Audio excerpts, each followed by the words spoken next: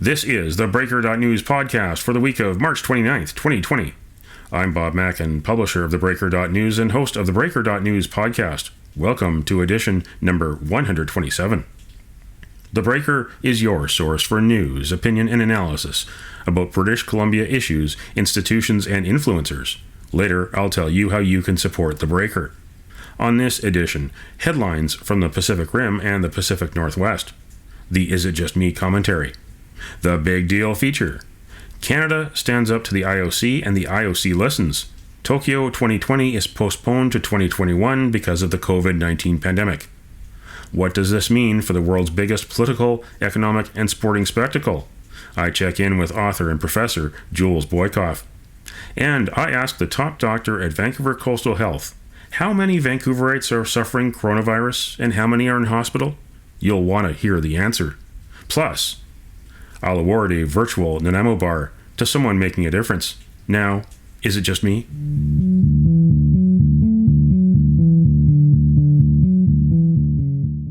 Is it just me, or was that a surreal sitting of the British Columbia Legislature on March 23rd? A quorum of a dozen MLAs came together for the emergency afternoon sitting to pass a supply bill and a job protection bill. Except for polite applause, there was none of the usual desk thumping and jeering across the aisle.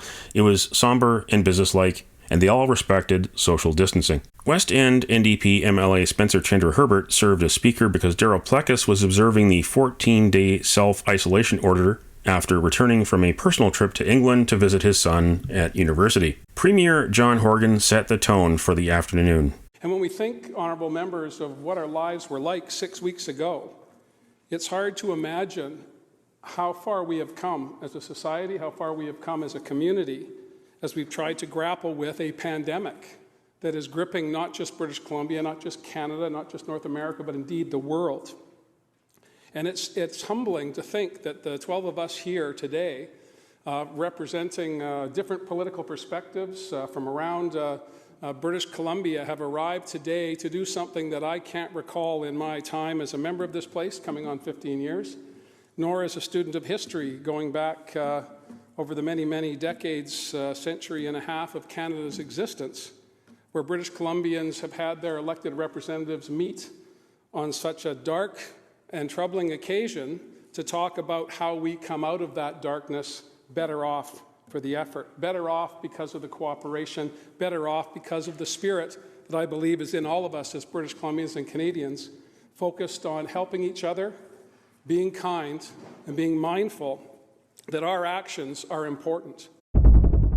I want to thank the Leader of the Opposition, the Opposition House Leader, members of the Green Party, members of the Liberal Party, who have been overwhelmingly supportive of initiatives that we've brought forward, briefings that are unusual in any normal legislative session, to have members from both sides of the House talking and working on solutions, taking advantage of the experience in the opposition benches. Many cabinet ministers who understand the challenges, the administrative challenges of running a department in normal circumstances, fully understanding how running those departments in extraordinary circumstance requires criticism, to be sure, if we misstep, but criticism that's focused on better outcomes always. And the absence of partisanship, I think all British Columbians should celebrate.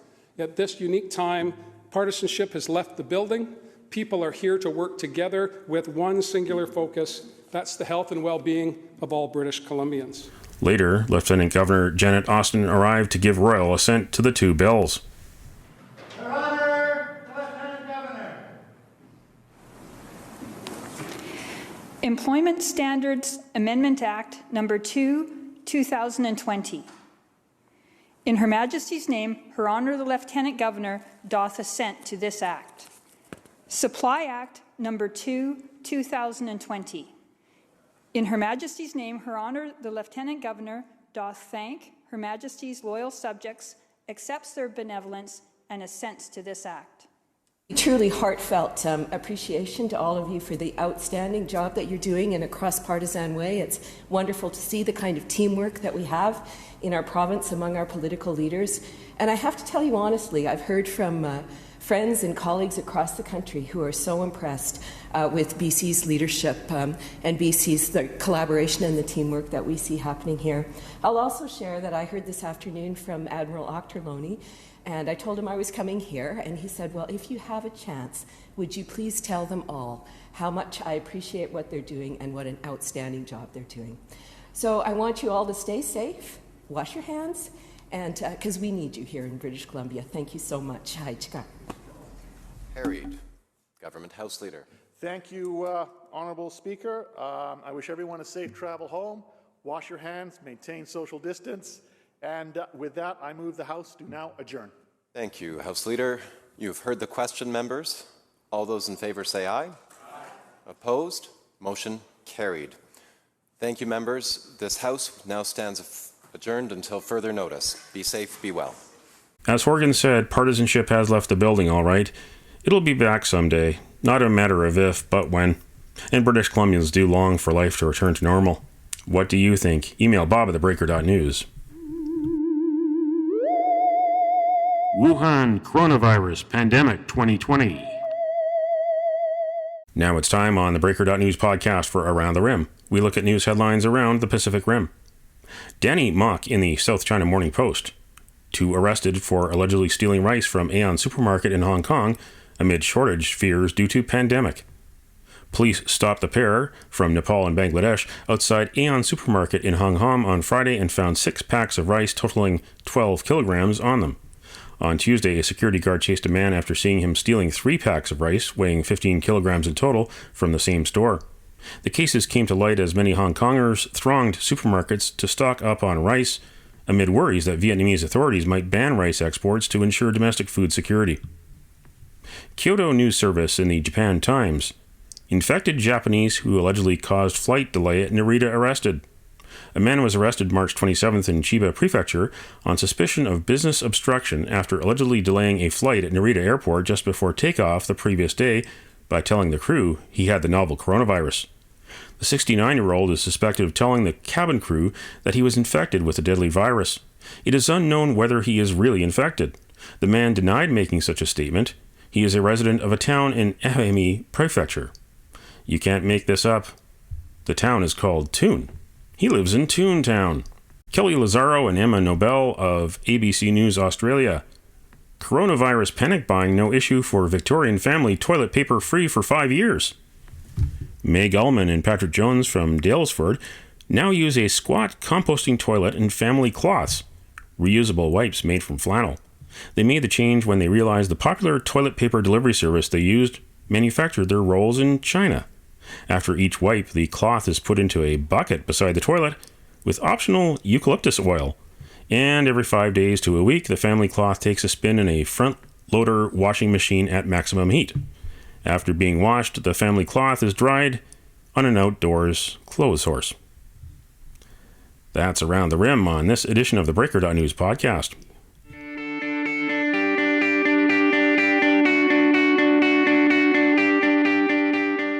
Now it's time on the Breaker.news podcast for Cascadia Calling. We look at news headlines around the Pacific Northwest. Ron Judd in the Seattle Times.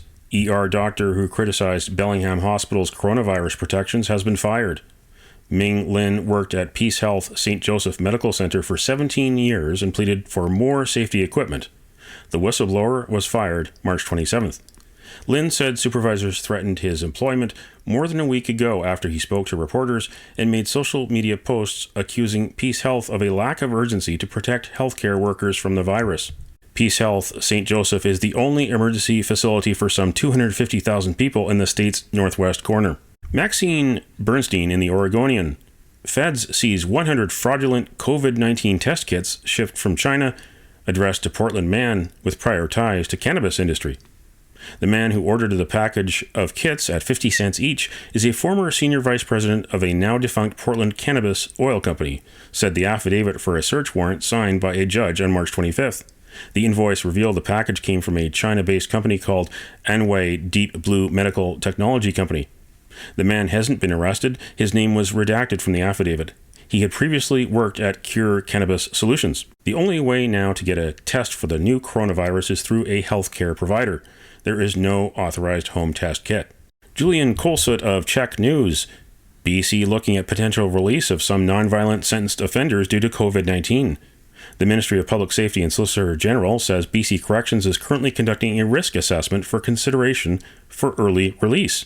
They add the determination for potential release includes whether the individual released would have the necessary supports in place, whether family, community, or on reserve, given 30% of BC's inmate population is Indigenous. The push for the release is due to the fact that at the federal and provincial correctional facilities, social distancing to avoid COVID-19 is nearly impossible. And these headlines in theBreaker.news this week. BC's new car dealers credit lobbying after winning the government's essential service nod. BC's two biggest cities, Vancouver and Surrey, kept in the dark about coronavirus patient stats. Doug McCallum's hiring freeze and the coronavirus emergency leave Surrey a lot less safe, says Firefighters Union President. Read the stories behind these headlines. Go to theBreaker.news.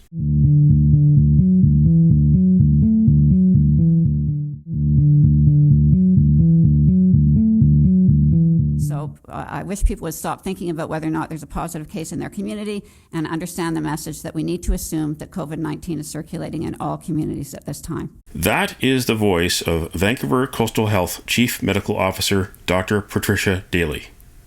At the March 19th Emergency City Council meeting, Richmond Medical Officer Dr. Mina Dewar told city councillors that there were 8 cases of coronavirus in their jurisdiction. So if there were 8 in Richmond, how many could there be in Vancouver? And what about Surrey? How many people have been hospitalized with coronavirus in the province's 2 biggest cities? On March 26th, I asked Dr. Daly those questions. But the answers are provincial government secrets. We are no longer providing details about number of positive cases because as we've changed our testing strategy, those numbers are less meaningful. We did identify to some communities early on that we had identified cases, but now with our changing testing, because we are not testing most people who may have COVID-19, including returning travelers who get sick, people with mild disease in the community, we are not, those numbers have become meaningless. Every day, Dr. Bonnie Henry will release the total number of laboratory confirmed cases, but she will always emphasize that this does not reflect the total number of cases in the community, and she'll release the number of hospitalized cases. Vancouver and Surrey have a combined population of 1.2 million people, but are part of the larger Vancouver Coastal and Fraser Health regions. The 2 health authorities cover an area that stretches from the Sunshine Coast to Hope. It's home to 60% of British Columbia's 5.1 million people. Meanwhile, on March 25th, the World Health Organization Director General, Dr. Tedros Adhanom Ghebreyesus, urgently called on countries that have introduced so-called lockdown measures, such as Canada, to follow 6 key actions. 2 of them are about finding suspected cases of coronavirus and testing for them. We call on all countries who have introduced so-called lockdown measures to use this time to attack the virus. You have created a second window of opportunity. The question is, how will you use it? Implement a system to find every suspected case at community level. Ramp up production capacity and availability of testing. Dr. Daly from Vancouver Coastal Health said BC is taking a different route. Well, the message from the World Health Organization around testing is primarily so that we can identify where the virus is spreading in communities. The strategy that we have in place in BC, first of all, we've had access to testing here ahead of many other jurisdictions, including the United States, that allowed us, for example, to identify returning travelers, isolate them, and prevent spread early on. But now that we know the virus is circulating in the community, there is no need to test everybody who might have mild disease. In fact, doing so may put others at risk. We right now have every returning traveler self-isolating at home for that 2-week period. If they get symptoms and they go out to a test site, they may expose other people who are not infected to the virus, and it won't change the recommended management for those cases. So the strategy we have taken is to say that if you have mild disease, stay home. Don't go out, even to seek testing if it's not needed, and you will not expose others. Of course, for anyone who comes to our hospitals with more severe disease, we will do testing. We will test to identify outbreaks, and we will test healthcare workers who provide care to vulnerable people. That is what we call a smart testing strategy.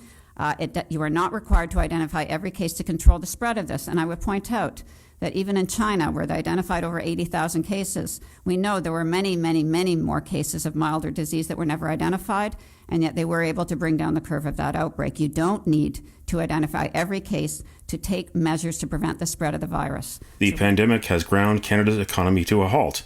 British Columbia is under a provincial state of emergency, and the NDP minority government passed a $5 billion aid package on March 23rd.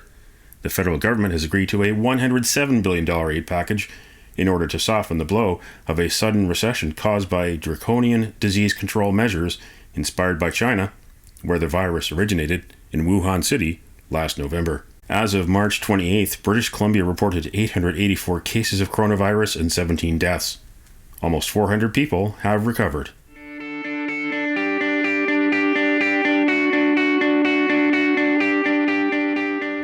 Finally, on March 24th, some common sense.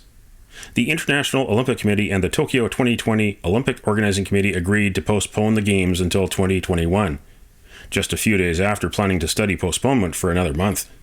Here is International Olympic Committee President Thomas Bach.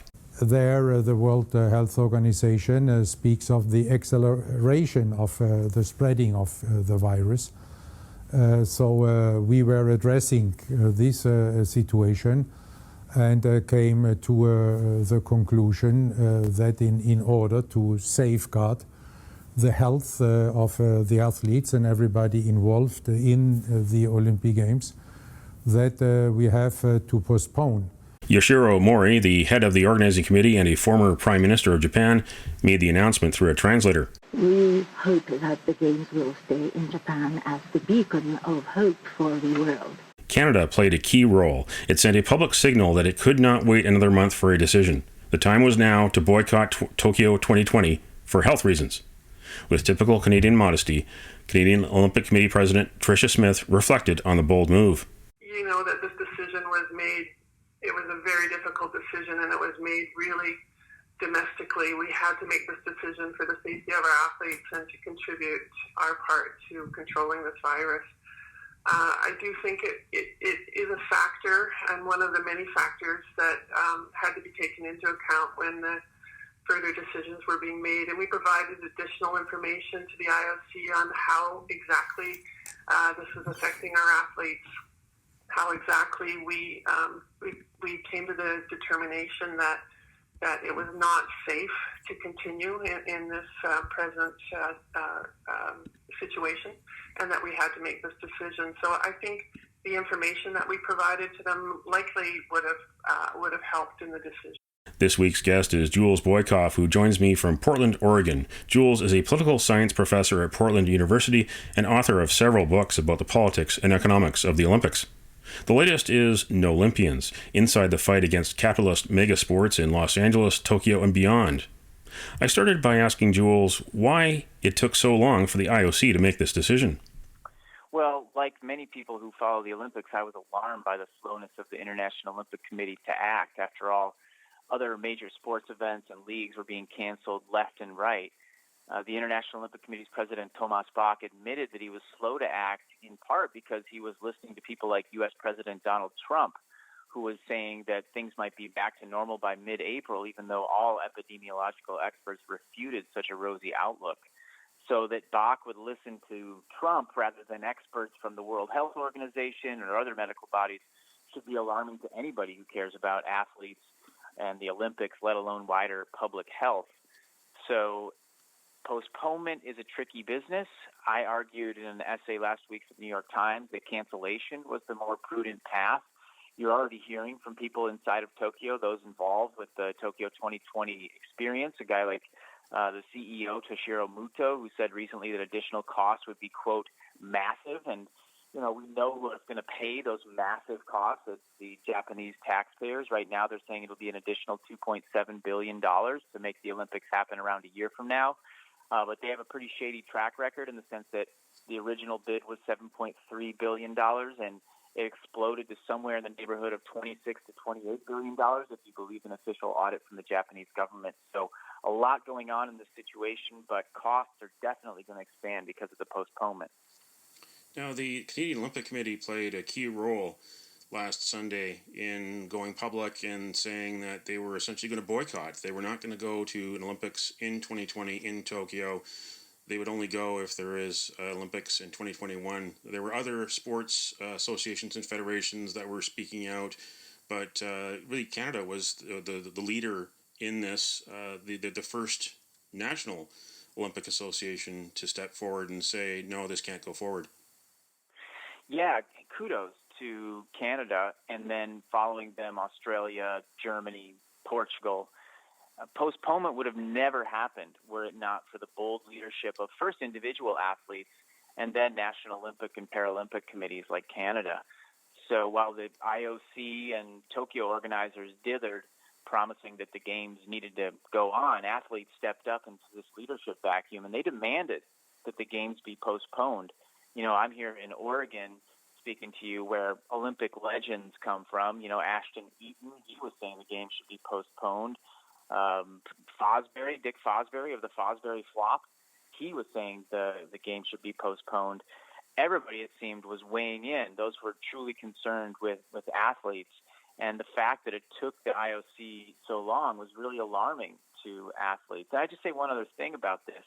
You know, I was really interested to see once the International Olympic Committee did decide to postpone what their priorities were going forward. If they actually cared about athletes, they use that phrase, athletes first, but if they actually cared about athletes, one might think that one of the first things that the International Olympic Committee would say would be, we're going to supply additional mental health support for athletes around the globe that are now dealing with this difficult situation.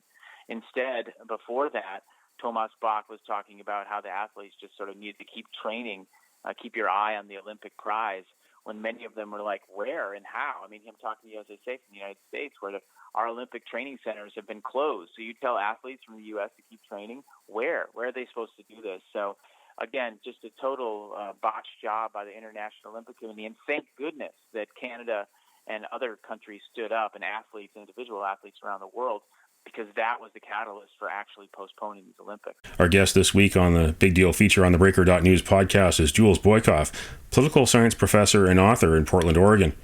When the Great Recession hit in 2008, it suddenly became harder for Vancouver 2010 Winter Olympics organizers.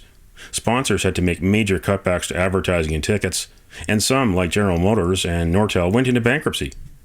Tokyo 2020 official sponsors and broadcasters are suddenly facing a grim economic outlook, which translates to potential losses for the IOC in Tokyo 2020. So delaying the games by a year makes some economic sense. Oh, you're absolutely correct, Bob, that money had a lot to do with the way this all transpired. It's funny, though, when you hear the IOC president, Thomas Bach, speaking from the podium, he tries to make it seem like economic considerations had absolutely nothing to do with it. It was always about athlete health the entire way. That just doesn't ring true on any level, because you know as well as anybody that it's those economic relationships that the IOC holds with the broadcasters, like in my country, NBC, but also with those corporate sponsors. That's where more than 90% of the International Olympic Committee's revenue comes from. And so to just say, oh, that doesn't really matter, that stuff, I mean, everybody knows that's fantasy talk. And there's going to be discussions of money moving forward. As I say, the current estimation is going to be $2.7 billion extra moving forward. Who's going to pay for that? It looks like it'll be Japanese taxpayers, as I've said, but will the IOC step up? One final thought on this is the federations that you mentioned, those international sports federations, many of them are completely reliant. They're on the International Olympic Committee, and thus totally subservient to their demands. And so I think that also played a role here, that these international federations derive their money for operations on the International Olympic Committee, who in turn banks on the Olympics happening. And that's why you didn't see a cancellation. And that's why you did see so many yes men and yes women from these different federations just going with whatever Thomas Bach said about the way that things needed to be with the games. Now, NBC and the European broadcasters have the greatest influence on the schedule. It's very likely that they'll try to make this in late July 2021 to conform to as closely as possible to the schedule that they had for 2020, just because the fall sports TV schedule just gets very busy with other rights, the National Football League, NCAA football, Major League Baseball, and European soccer. So we're likely to see it at that time of the year again in 2021, a time of the year where a lot of athletes were saying, why are you holding it this time of year for athlete safety? If it really is athletes first, that's a very hot time of the year in Japan. And that's not when the athlete's going to be at the best. That's when athletes might even be vulnerable to the conditions. Yeah, that point has been lost in the mix here as the discussion of postponement has unfolded. I was in Tokyo and Fukushima last summer in July and August, right at the time when the Olympics were supposed to start this year. And I'm telling you, it was hot, and it dangerously hot. They were doing little things to try to control it by having fountains out, spraying water out on people just walking down the street. But you're right, to perform in that kind of temperature was going to be incredibly difficult, and it points to the fact that the calendar decision was made not based on athlete health or the spectator comfort, but rather with that little window, that sweet spot for broadcasters in the summer when the calendar is a little bit more dry. And so there have been a little bit of discussion from Thomas Bach to try to hold a spring Olympics. I bet that's going to go nowhere. I think what you're suggesting is absolutely correct, that they're going to aim for that exact same moment 1 year later and see if they can't fill the schedule. But even that comes with some complications in the sense that the World Track Championship set for Eugene, just an hour and 45 minutes by car south of where I am, was supposed to be at that same time. So they're going to have to ask Eugene to figure out a different time to hold those track championships. So it looks like they're willing to go along, but there's going to be a lot of shifting around the schedule to make way for the Olympics if they are to happen next summer. And then there's the other interesting dynamic, which is if it is held in late July, early August of 2021, that will leave a very little turnaround time to the next Olympics, the Winter Olympics, Beijing 2022, which are February of 2022. And there's a lot of controversy on the horizon there, simply because Beijing is different from what it was in 2008. It's now under Xi Jinping's rule, and they have a million, maybe millions of people incarcerated in Xinjiang province simply because they're Muslim. And there have been whispers of boycott campaigns. At least the human rights organizations will have a lot to talk about on the way to Beijing 2022. Absolutely. There's so much that's going to be fought over Beijing 2022, including the destruction of a natural habitat to make way for the Olympic ski run there. And it's interesting, if you go back to 2001, when Beijing was first bidding on the 2008 Summer Olympics, we were told by members of the Beijing bid committee that if they were granted the Olympics, that would have a positive effect on human rights in the country and civil liberties. Well, nothing of the sort has happened. In fact, Human Rights Watch official Sophie Richardson, she said that the Olympics in 2008 were in fact a catalyst for further human rights abuses in the country. And what you're talking about with the ethnic Uyghurs, what's happening now, them getting sent to so-called re-education camps, is just an extension of the terrible track record that Beijing has on human rights. And I think that this points up the hypocrisy, really, from the International Olympic Committee, where they have a great talking point of the Olympics being all about humanitarian goals and so on, whereas in reality they're willing to look the other way when there's cities like Beijing and countries like China that are willing to fork over big bucks to keep the Olympics flowing. And so, again, I think this points to a major problem with leadership within the International Olympic Committee, and it has to be put on the shoulders of the man at the top, Thomas Bach. And in the last year, China has also hosted other mega events. They had the World Police and Fire Games in Chengdu. They had the World Military Games in Wuhan. Wuhan, of course, where the coronavirus originated. And on the way to 2022, these questions will only be amplified.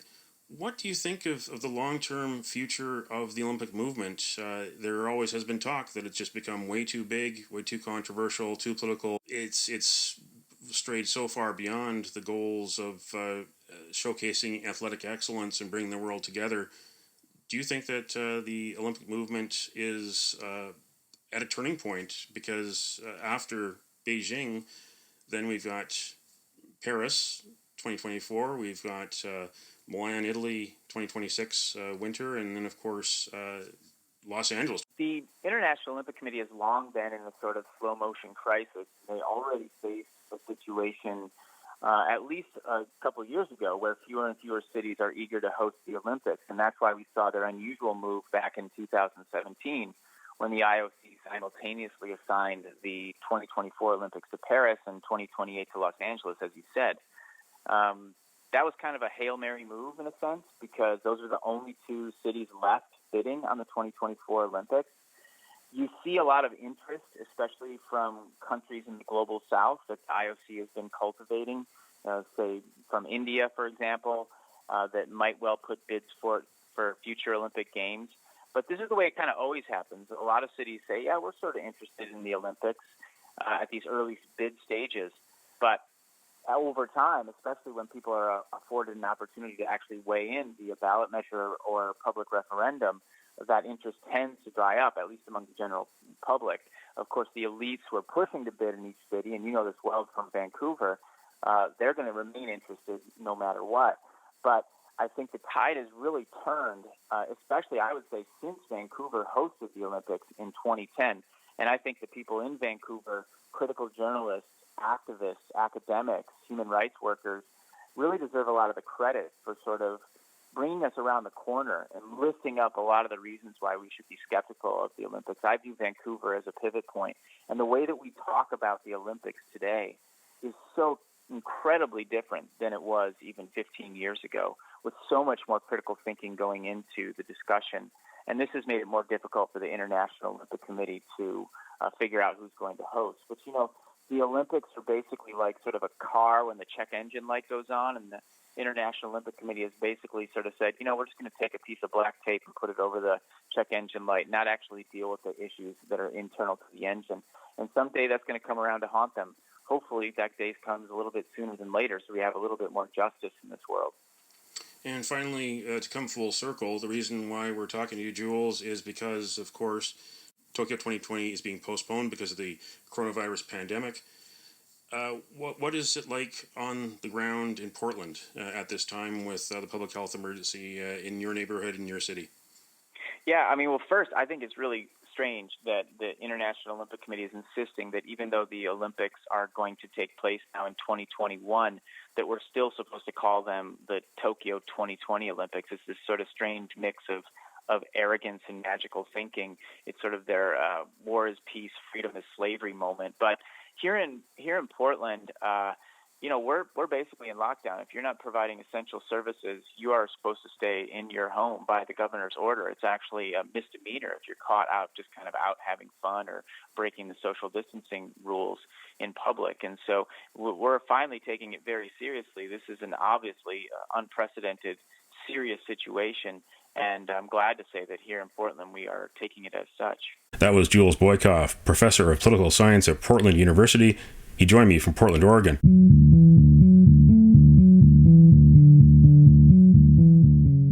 The Virtual Nanaimo Bar, brought to you by Spruce Hill Contracting. Every week we end the Breaker.news podcast on a tasty note by awarding the goodness of a Virtual Nanaimo Bar to a person or group that is making a difference. A virtual version of the province's favorite dessert bar goes this week to Vancouver's Tricia Smith, the president of the Canadian Olympic Committee. It took guts for the COC and its Team Canada partners in the Canadian Paralympic Committee to be the first in the world to publicly boycott Tokyo 2020 because of the COVID-19 pandemic. It worked because the IOC and Japan agreed to postpone the Games to 2021. You can nominate someone for a Virtual Nanaimo Bar. Send me an email to bob at theBreaker.news. Spruce Hill Contracting, custom homes and renovations. Find more information at sprucehill.ca.